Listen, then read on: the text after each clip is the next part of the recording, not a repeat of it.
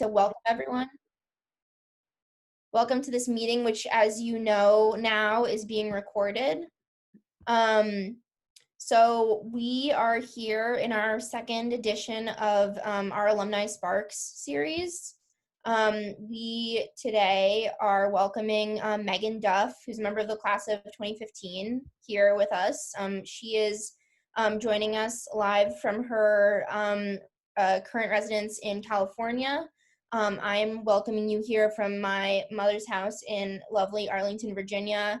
I'm sure that you all are joining us from all across the country and maybe across the world. So welcome today. The way that this is going to work, just to give you all an overview and let you know what you're getting into, is that first I'm going to briefly introduce myself. Meghan is going to introduce herself. And then we're going to hear a little bit from Meghan about sort of her path to Dartmouth, through Dartmouth, and then after Dartmouth.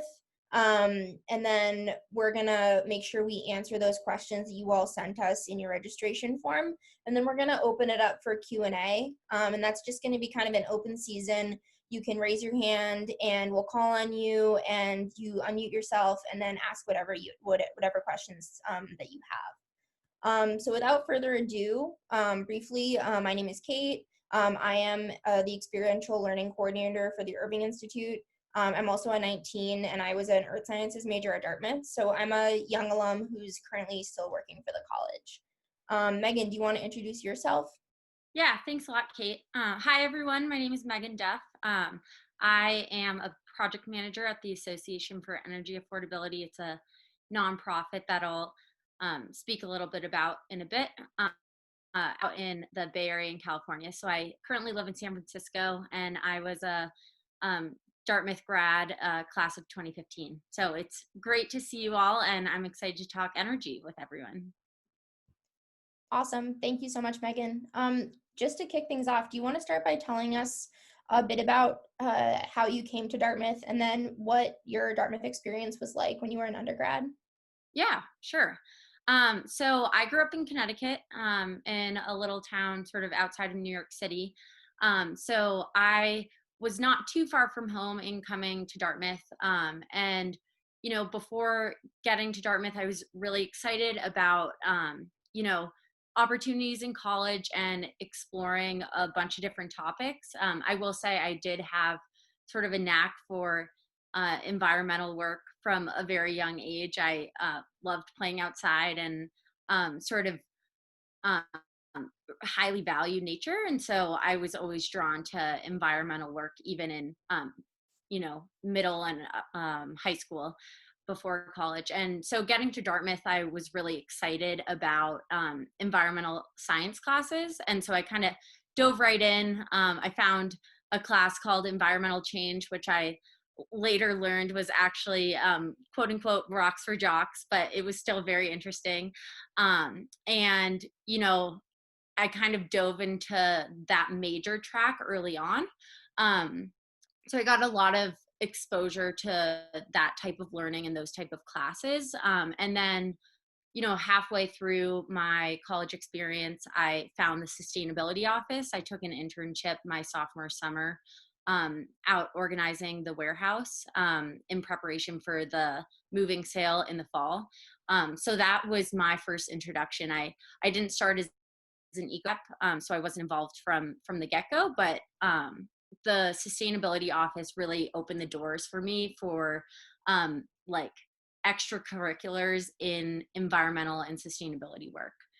Which I was really excited about. So I held a number of internships in the office from sophomore summer onward, all the way through senior spring. Awesome. Thank you so much. And as you were kind of like looking toward graduation, as that was kind of looming on the horizon, how were you thinking about what you were going to do after you graduated? And then what decision did you end up making?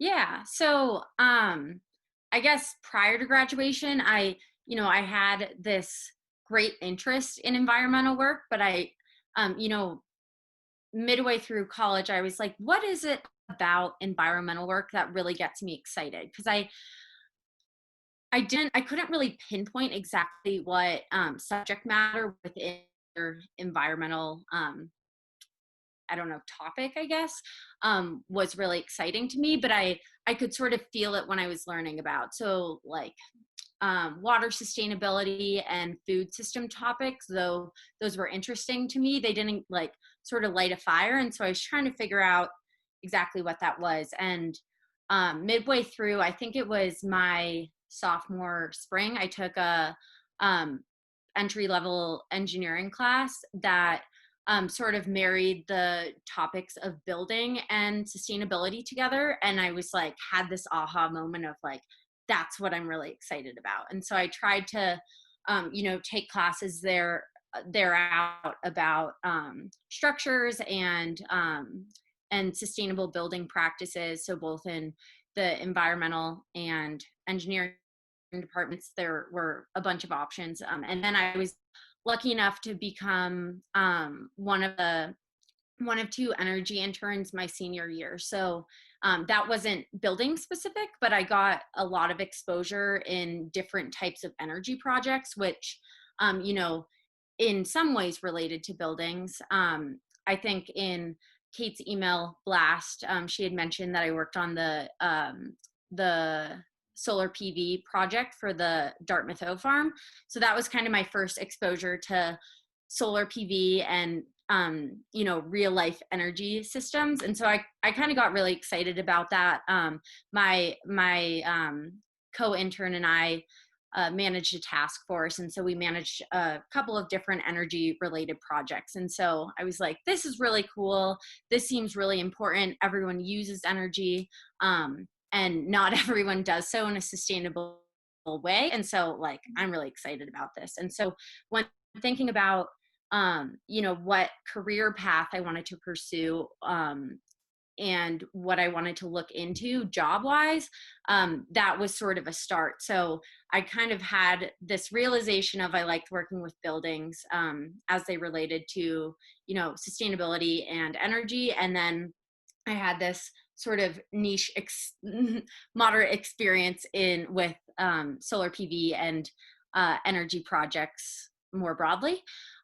So I was trying to figure out like how do I find a job in that sector, as I'm sure you all are sort of wondering. I'm not sure what year everyone's in at this point, but I was sort of wondering, okay, I have some ideas of what I want to do, but like how do I get there? Like I have these experiences that I've had internships that are, tangentially related, but how do I market myself as someone that could contribute in this space when, some of these organizations are highly technical, for example, that felt like a barrier. So I think when transitioning to looking for, what types of jobs do I want to apply to? What types of jobs could I apply to?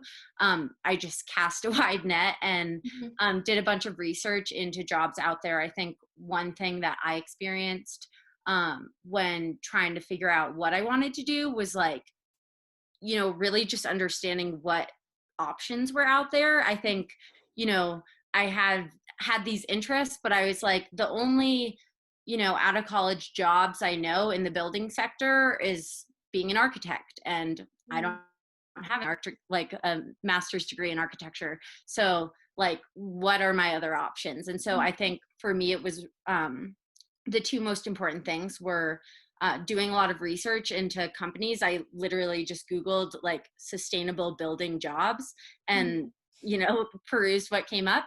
And then also talking to alums.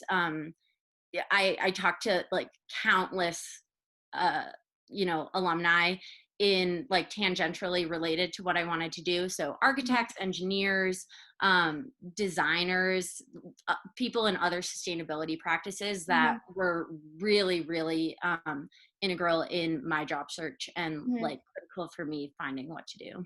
How did you find those people? Yeah. I found them through, I think I found a lot of them through the Alumni network, actually.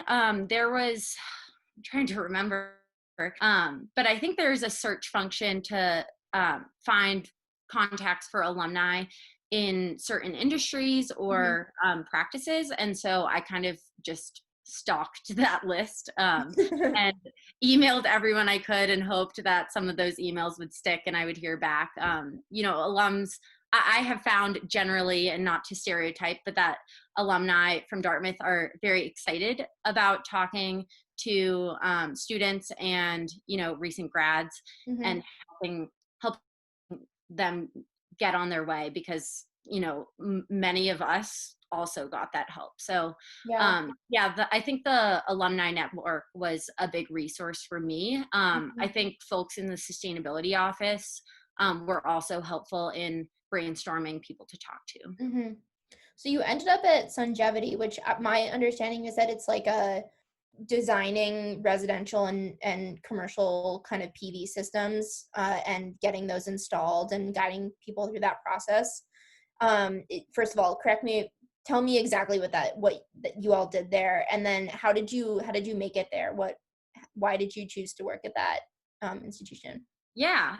So you're correct. Sungevity is residential, primarily residential with a small commercial arm, solar PV provider. So we provide design and project management services for PV systems. So say you have a house and you want to get PV on that house, you call up Sungevity. They'll design the system for you and help build it and get it connected to the utility grid so it can start producing power, and you can use that power. So um, I found Sungevity actually originally through one of the career fairs. I think the sustainability office had marketed a career fair my senior spring that I actually didn't get to attend just due to schedule issues. But I ended up getting connected with them during the spring, but it was, Mhm. too early for me to look for a job because I had several months of school left. But I ended up reconnecting with them through, I forget if it was an alum or a family friend had put me in touch, and we sort of made the connection that we had talked several months earlier, Mhm. and they had some open positions. So, um, a lot of the jobs I had been looking into were at like architecture and engineering firms, and Mhm. um, it's challenging just submitting a resume and cover letter out into the ether with no Mhm. contact. So I had sort of a hard time in that respect, though it's not impossible. That's how I got my current job. Mhm. Um, but yeah, I was put in touch with or originally connected with recruiting at Sungevity. And then, timing worked out and they had a position open when I had already graduated. So Mhm. it worked out well. And I started in what is called the rebate and interconnection department. Mhm. Um, that probably sounds like nonsense to most people because it was certainly nonsense to me. I didn't know what it meant when I joined the team, and I learned a lot very quickly while there. The solar industry is really complicated, and I would say most industries have their own nuances and own sort of like niche um, job availability, I guess. And so it's really hard to know until you get there, no Mhm. matter how much research you do. Okay. Thank you. That's really that. I mean, I'm actually partially asking these questions, full disclosure, as a person who is also in this like stage of life. So this is very instructive for me as well. Yeah, good. So when you decided that you, I can help. thank you. When you decided that you wanted to move on from Sungevity, like what was that second process like, and why did you choose to go to your current job? Yeah. So I think for me, longevity, really drawn to it because of its, one, because of what they're doing. They're a mission driven company. And that was really appealing to me. Like getting on board with something that people really cared about and people Mhm. believed in and like came to work every day because they, wanted to get it done. That was super exciting to me. They had a great culture, which I will say, at least to me, and this is personal preference, but that is really important to me in a company, is your day-to-day experience. And I would say the culture often has a big impact on that. Mhm. I think for me at Sungevity, my time in the my time there was largely getting to know the solar industry. So while I had a lot of work to do on my own team, the learning curve was very steep in the beginning and then plateaued. And I sort of figured out the ropes, knew the ropes on my team, and then sort of was like, okay, what's next? I sort of got a little antsy there because I think just due to the nature of the work, Mhm. that's how it kind of works out. And so I sort of got back into the mindset of like, okay, what are other ways that I can, um, make an impact in this industry more broadly? Can I Mhm. get into the build sector that I was initially very excited about? Could I maybe marry the two, like the solar Mhm. industry and the building sector? And what would that look like? So I started job hunting. And then also coincidentally, the company went under. So they are back up and running now, but they did have to file for bankruptcy for a number of reasons. So that was also a really crazy experience in my first job. Um, and so I was eventually, most of the company was eventually laid off, and I had already started job hunting. So I felt very lucky to be in a good position in that way, and also Mhm. have, I didn't have I wasn't supporting a family. So I was also in an okay position in that way. Mhm. Um, but yeah, I just kind of jumped back into the job search that I honestly had started right out of college. I came up with a really long list of companies that I thought sounded really cool. And I Mhm. started, reaching out to them, like either if I could get connected or on their like info at email address. Mhm. I use job boards like indeed.com, which posts open job listings, which is actually how I found my current company and job Mhm. today.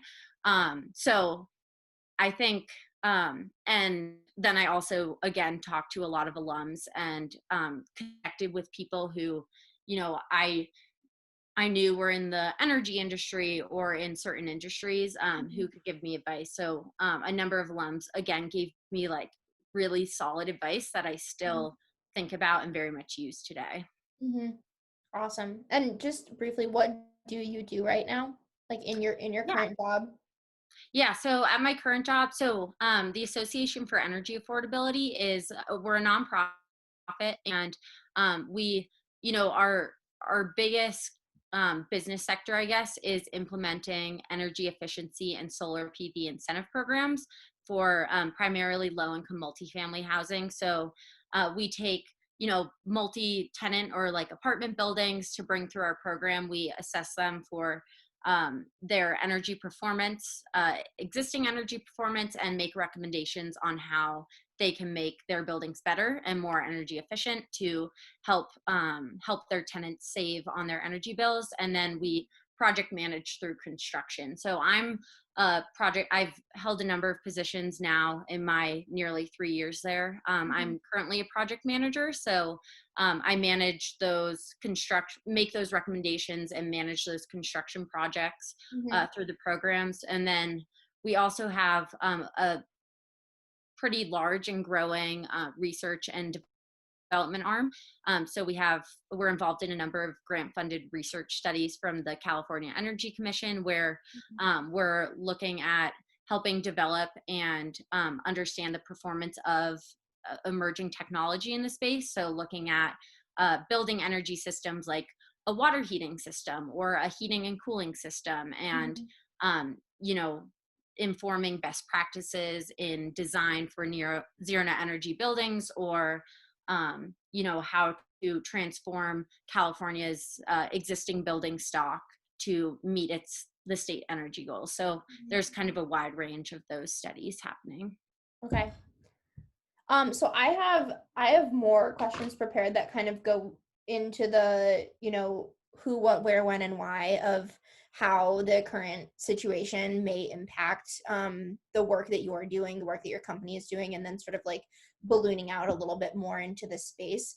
But I want to make sure that we don't lose the opportunity for folks to ask questions that have bubbled up as we've been talking the last 25 or so minutes. So if you let's maybe take a minute to make sure we're providing that opportunity. So if you have a question right now that you've been waiting to ask, feel free to raise your hand and then unmute yourself, and go ahead and ask that question. All right, Alessandra, I am unmuting you. Hi, I'm Alessandra. I'm a sophomore, and I just wanted to say that this is really refreshing so far, at least because I am a geography and environmental science major and a minor in human-centered design. So the mix of like design with sustainability is really big in my life, and also I am a sustainability office intern as well. So just like awesome. Definitely aligned with like everything that you're saying. And what I wanted to ask, I actually kind of had two questions. The first being if you could speak a little bit more on the workplace culture that was at Sungevity. And then just because that's a top priority for me as well. And then you mentioned that you had a long list of different companies that you had found that like kind of aligned with your interests. So I wanted to know if you have a couple of those names that you could mention, just out of curiosity. Yeah, definitely. So to answer your first question on company culture, and I would say this about both Sungevity and AEA, the organization I'm at now, they both have a very uplifting and communal culture. So people are really open. People want to get to know each other and like to chat in the hallways, at best. So I think that created a really positive work environment. People put their heads down and get work done, but they're also really eager to, talk with their coworkers and share stories. And so I think that just creates like a really nice sort of social environment that, if you're working all day in a cubicle and you don't get any interaction with others, it can be sort of draining, at least for me. It depends on the person. I think the other thing that's common at both of the organizations I've worked at to date is that they're mission driven. I am really drawn to mission driven organizations because, I feel like I have a passion that like I care deeply about and I want to see get implemented. And so having other both like-minded people in that way, and also an organization that's sort of like a bigger entity than the individual, having that same sort of fire and drive that gives a purpose to your work every day is really appealing to me. And then I'd say lastly, at my current organization in particular, everyone, we sort of define ourselves as energy nerds. So everyone's sort of like cool with saying, yes, I'm a nerd. Like I'm really excited about these like very technical and like kind of nerdy things. And like, I'm going to geek out on them. And I really appreciate that because I am that way. And I also think it leads to or is like very conducive of this culture that's like everyone's willing to help and everyone's willing to teach. Most people in my office will drop everything to explain a sort of like highly technical concept or something or other to someone else, even if they're super busy. And I think that goes a long way because it sort of creates a sharing culture that, you're not afraid to ask questions and you're like really able to learn. And that's kind of what we're all doing at work anyway. We're all just like continuously learning. So I think those are kind of the standout things that have really positively contributed to my work experience, and they're like directly related to the culture. And then to your second question, I do have the list and I'm happy to share it. It's not pretty or glamorous. It's like literally lists like names of companies in all different fonts, copy and pasted, but very happy to share. Off the top of my head, and I don't know if this will be helpful, but Gensler was a really cool company that I came across. It's like a sustainable engineering firm that has kind of a wide range of subject matter and industry contact, I guess. Similarly, GlueMac, Integral Group was really cool to me. These might mean nothing because they're just random companies, but yeah, there are tons out there, and I think it's an increasingly important space to be in. So those jobs will continue to multiply. But again, happy to share that list if it would be helpful to sort of jog memory and whatnot. Definitely. Thank you so much. Thanks for the questions. Are there other questions that people have? Raise hands and we'll unmute you, or you can unmute yourself if you have that ability, which I do not think that you have. Well, while we wait a minute for someone to come up with something, Megan, can you talk about, so my understanding is that a lot of the work that you're doing now is facilitated by like financial incentives and subsidies that the state of California is providing. And I'm wondering if there's any chatter about how like money is gonna be impacted by this crisis and how that might impact the work that you're doing. Yeah, I mean, that's a great and very legitimate question.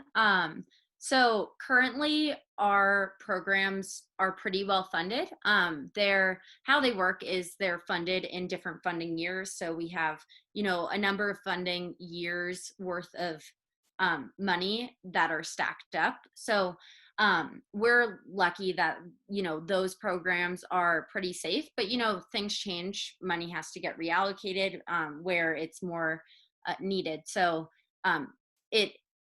it is kind of it can be tricky in that way, particularly, it's funding is impacted by policy changes, is impacted by politics. So one example is under the current administration, they rolled back certain tax credits that a lot of these affordable housing properties rely on for rehabbing their properties. So improving their buildings and making them more efficient. So some of that funding went away, and so therefore some projects aren't viable. So it's really, really important. And these particularly affordable properties, there's the housing owners or developers are super savvy and really good at pulling funding together to make these projects work, but at the end of the day they need funding.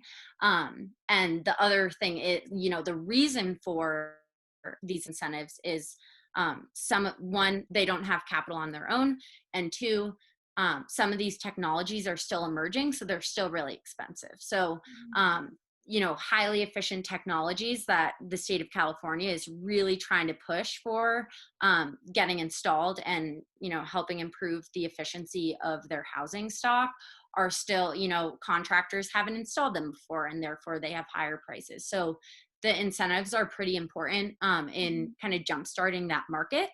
And I think in terms of impact from what's going on today, it's really hard to tell because this funding is allocated, annually and out a certain amount, but there is definitely concern for it not being available.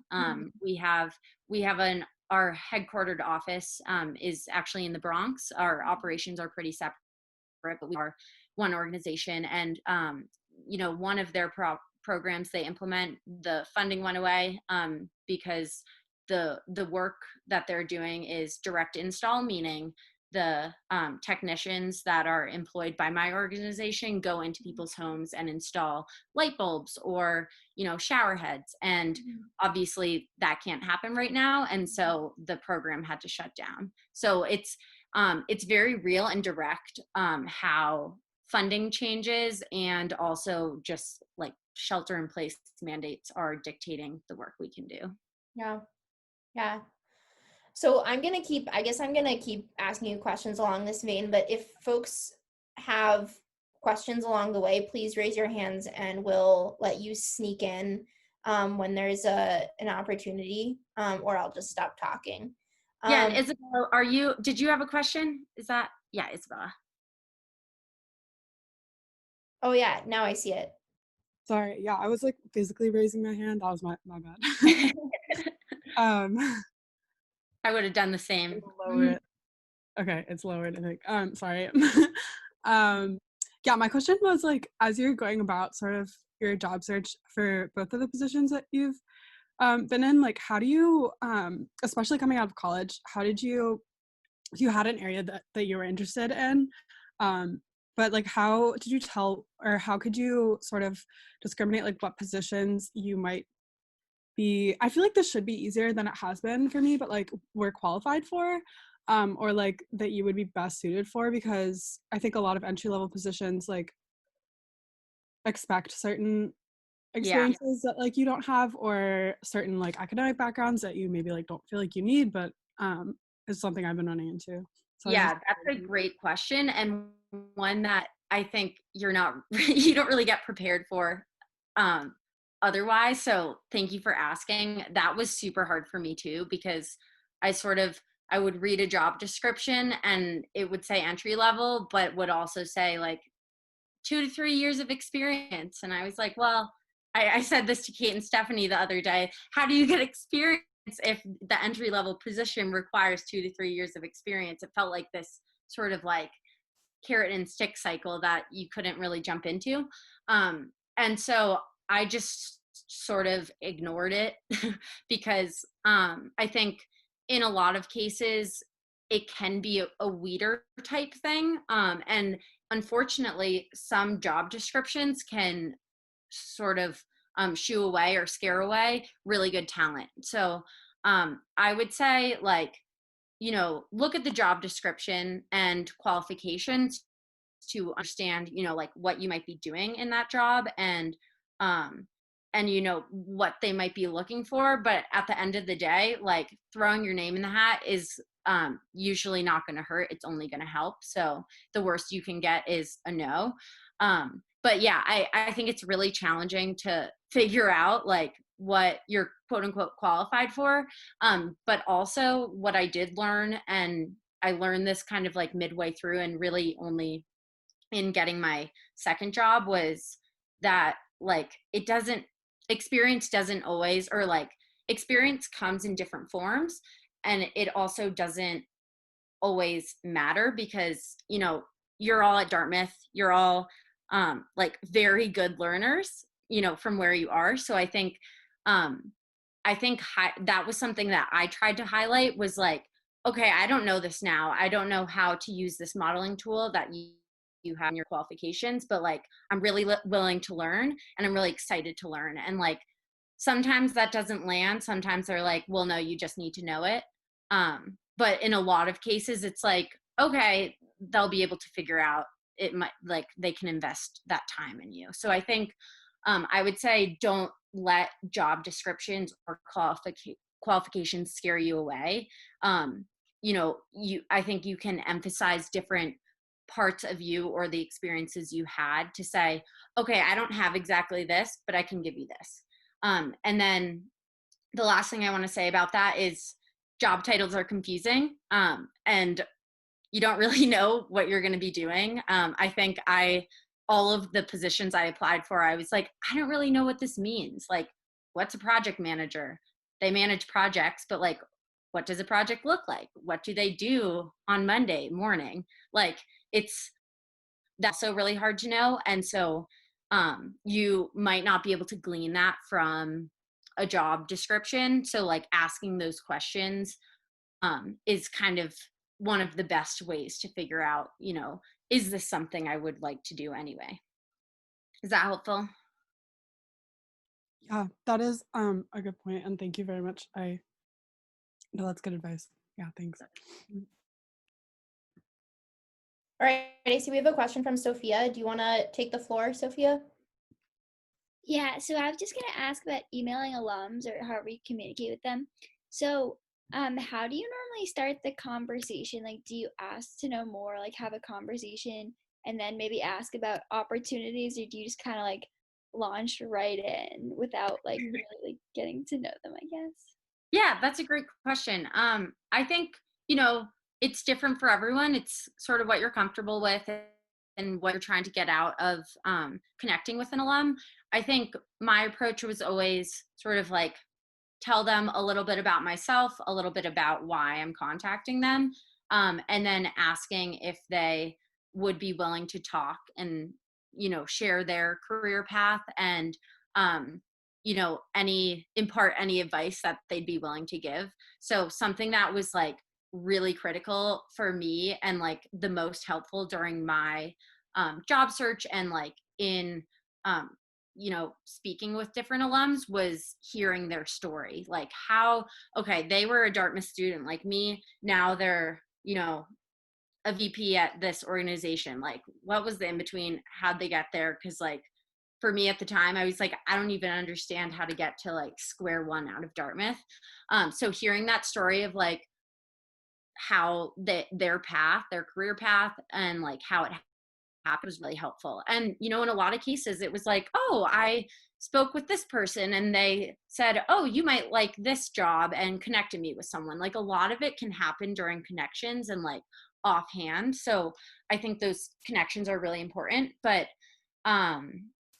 yeah, you don't necessarily have to be asking them for anything in particular. If you want to, you certainly can. I think people, I always kind of followed the rule of thumb with like might as well ask because like nothing to lose there.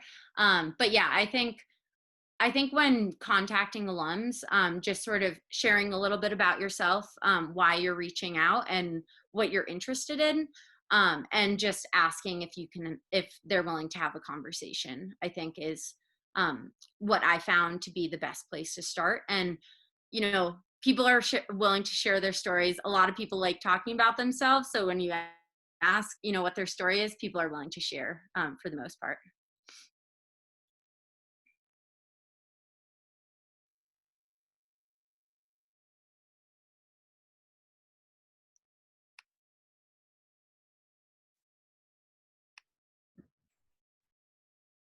Alessandra, I see that you had another question that you wanted to ask. Do you want to go ahead?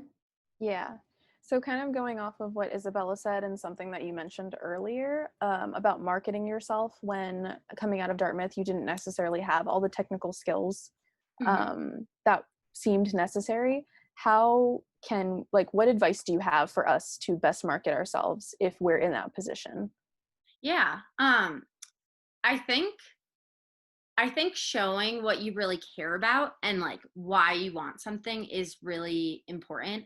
Um, you know, a lot of people have, you know, varying degrees of reasons why they want to work somewhere. And I think sharing that is very useful because it shows interest for one. And it also shows a little bit about who you are. I think showing what you care about and why is like gives a lot of insight into, you know, what you want to be doing and how you want to spend your time. And I think that is a marketing tool, like a personal marketing tool in and of itself.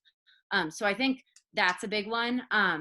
And also just, I think someone gave me this advice when I was starting my career search was to come up with a list of things that you're good at, things you're not as good at and want to improve in. And you can use that list to sort of like figure out what parts of yourself you might want to share. And, you know, it's dependent on what job you're pursuing, right? Like if you have a highly analytical role and you have sort of these handful of experiences to speak to, those experiences or those, you know, personality traits or skills might be different than ones for a very creative role or something different. So I think just coming up, like having that sort of like first brainstorm soul search session of like, okay, what am I good at? What do I like doing? Do those align? What am I not as good at? What do I don't like doing? How do all those overlap? And then you kind of have a better understanding of like, okay, what can I present? and like what experiences can I speak to that are related to those traits. Does that help a little bit? It's sort of like cataloging your experiences with your own skills or Yeah. traits. Yeah. And I think you can also think of skills very creatively, and because I always thought of them as like, you know how to program, or you Hmm. know how to write, or hard skills like that. But I think a skill can come in a lot of different forms, like an effective communicator, like you're good at talking to people. Like that's not something that people normally think of first, like off the bat when thinking of skills, but that's like incredibly important. So yeah, just getting creative and thinking about um, things that you like doing and want to be doing, and how you can channel sort of your personality and interests that way. Awesome. Thank you. All right, looks like we have a question from Sophie. Sophie, do you want to go ahead and ask it? Yeah. So when thinking about the energy industry, it sort of feels like there are a lot of different avenues that you can go down. Because And like think tanks and research, and there's also policy, and then nonprofits like what you do. And so I'm wondering how you navigated all of those different paths and decided where you felt like you could make the most impact and what sort of spoke to you the most. yeah,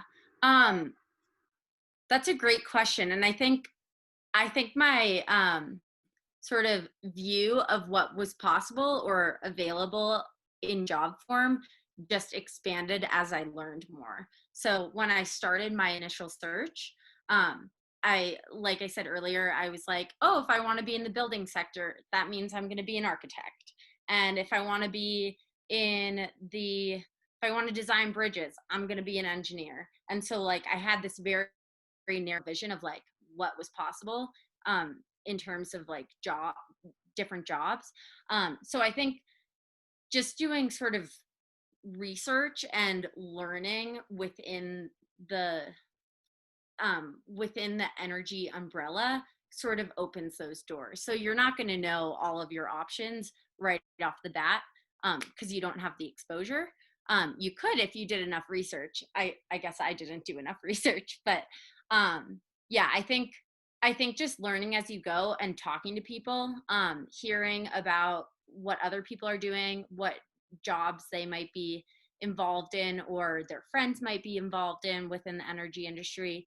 Like you pointed out, Sophie, like it's so broad and energy touches so many different industries and sectors that the sky's kind of the limit. And you don't really know until you get there. You might say, I'm really interested in policy, and then you work in a policy job and you're like, well, I don't really like policy, but now I know these other 5 things that I do find to be interesting and I might want to check out. Does that answer your question? I think I missed I think. Yeah, that's definitely very helpful. I'm actually studying engineering and environmental studies, so I sort of have the like energy as the tangible connection between those two things. So it definitely feels like there's so many different places I could go with that, and Yeah, thinking about where I want to go with that is definitely something that's on my mind recently. totally. I think one thing that was helpful to like ground myself too, that might be helpful to some of you, was that like your first job isn't your final job. You're going to have you're going to work at a lot of different places. You're going to work a lot of different job titles. And so you don't have to find the perfect job first.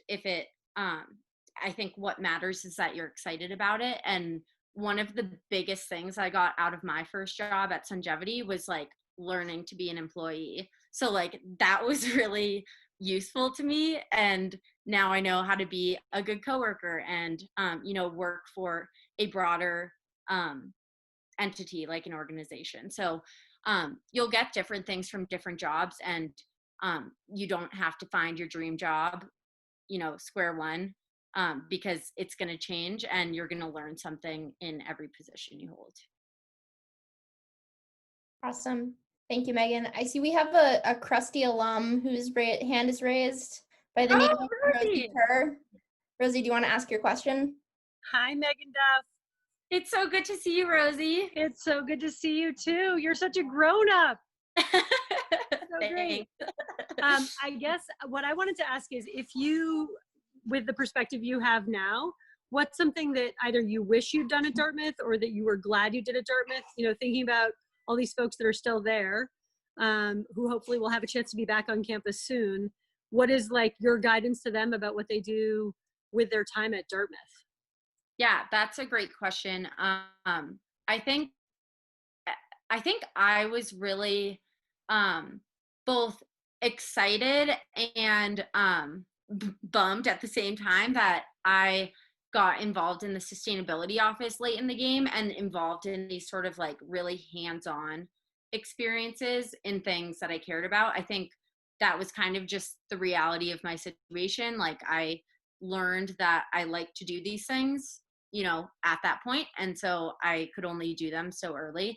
But I think just getting involved in what you care about is super important, and I'm really glad I had, particularly with my as an energy intern, like that was something that I think was really formative for me and a really great experience to, like, you know, get my hands on a project and like help make a difference in like some small way. That was sort of ended up being a big part of my Dartmouth experience. So I think Dartmouth has so many different outlets between all of their clubs and organizations and institutes that you can get involved with. So like, if you have something you're interested in and you think, oh, maybe I don't have enough time, or it sounds cool, but it feels like there's a big barrier to entry. Like, if you can make it work, I'd encourage you to at least try it once. Cause I think it makes a big difference, because it can just open your doors to a new community or a new experience, or learning something that you might not have known about something. So yeah, I would just say get involved, because that was a big part of my experience. And if you're interested in energy, I just think it's so cool that Dartmouth has an energy institute.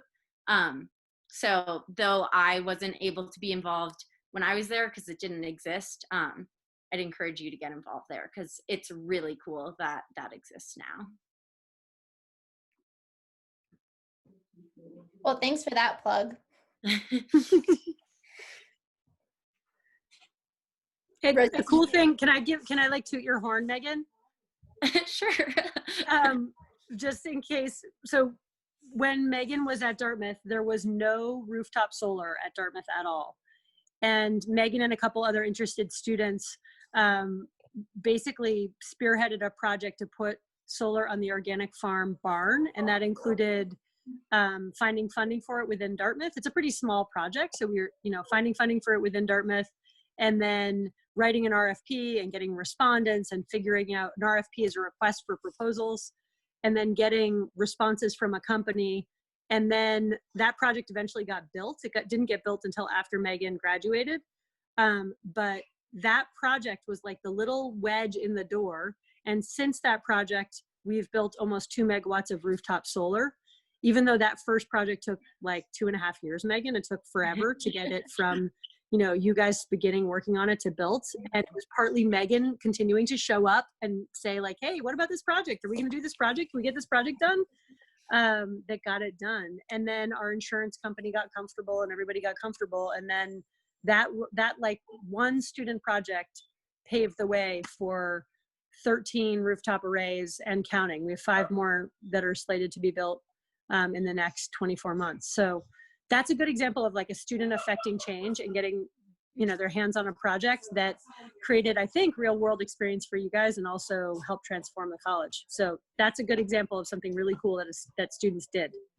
And thank you, Megan, because it really changed things. Yeah, thanks a lot, Rosie, for that. I also didn't know that about the new solar there. So that's really exciting to hear that. There you go. Pursuing that. But yeah, on the topic of like translating to real world experience, it's like Rosie mentioned RFP. I was like, I don't know what an RFP is. What's an RFP? And now I encounter that in pretty much everyday life in my job. And so it's like those little things, like learning what HVAC is. It's a heating, ventilation, and AC unit. So like a heating or cooling unit, it's like getting little exposure to lingo or tiny experiences can be pretty useful in real world life. Especially when you're talking about energy, where there's an acronym around every single corner. Acronym heavy. So we're getting to the point where we're looking to wrap up. So we have time for maybe 2 more questions, and then we're gonna kind of say goodbye and give you all a little preview of what's to come in this series next week. So does anyone have any questions they want to ask in the dying moments of this Alumni Sparks edition number 2?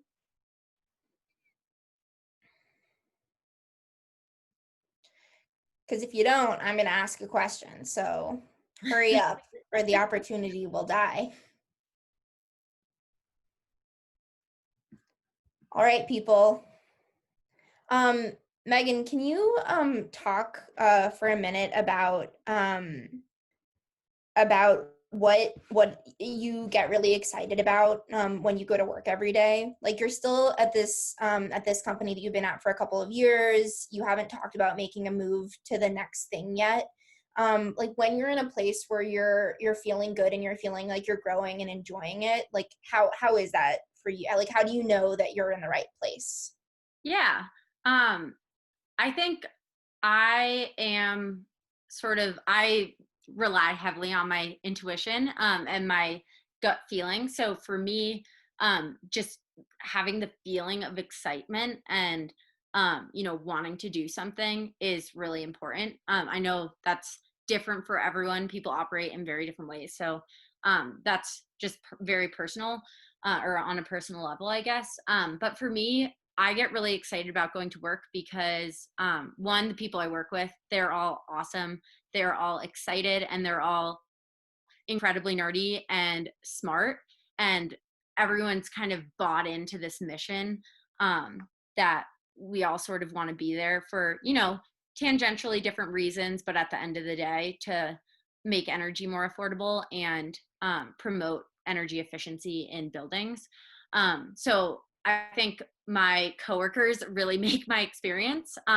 But, aside from that, I think I thought a lot about what I'm excited about and like how I want to make a difference in the world. And so I sort of came up with this like mantra, like professional mantra, I guess, of I want to transform the building industry to help combat climate change. So like I kind of like soul searched and thought long and hard about what I want to do in the world. And like that was what really excited me. Like I know there are a lot of problems in the building industry. There are a lot of problems in the built environment. And like I think that's a big way that I can help help in the climate crisis. And to me, the climate crisis is like our very biggest threat. So I think that also drives me at work each day. And I think both in doing research, but also a little bit of luck. Like I think a lot in the job process is luck and like being in the right place at the right time, like just finding a position that happens to be open when you're looking. But I think I was able to find, and like I didn't even know it at the time when I accepted the job, but like we're doing just that at my organization. And so like I'm just like jazzed about it, and like I feel that fire in my gut most days. Everyone has their day where there's like I kind of just want to like go home. Like that's gonna happen even in a job you love or hate. But yeah, I think for me, the community, the people that I work with, but also like really feeling like I can carry out my passion at work has allowed me to just continuously be excited 3 years into an organization. That's awesome. Thank you so much, Megan. May we all find an opportunity that we feel that way about. So as we're pretty much out of time now, If you all have any follow-up questions that you wanna ask, if you can just send those to my email, and I can get those sent along to Megan. I'm gonna take a moment, first of all, to thank everyone for joining us, and especially to thank Megan for her time this evening. This was really awesome, and we really appreciated having you. And now I'm going to give a brief plug for our next edition. This is our website. You can find on our little Alumni Sparks page, which is under this tab here. I was supposed to have a slide for this, and then I forgot to make it. So here we are on the website. And if you'll scroll past Megan into the future, you'll see that our next edition of this series is going to feature Scott Fisher. And Scott is a 93, and he is a partner, so like on the sort of like management level at a really big consulting firm that works both with the electricity and natural gas industries. Scott is a really interesting person who has a lot of experience and a lot of perspectives to share. So if you've been participating in the series and you found it helpful so far, you might consider joining on this call.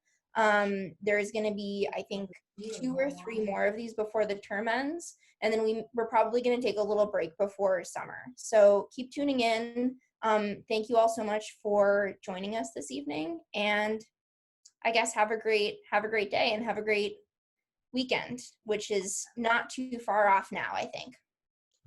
Yeah, and I just want to say, yeah, good to see you too, Rosie, and thank you all for Kate and Stephanie. Thank you for having me. I really appreciate you hosting me, and feel honored to be a guest on this series. But I also want to thank you all for all of your really thoughtful questions. So good luck with everything. It's an exciting road ahead, and I'm sorry you can't be on campus, but I hope you get back soon. Thank you everyone for joining. Thank Bye. you. Bye. Thank you.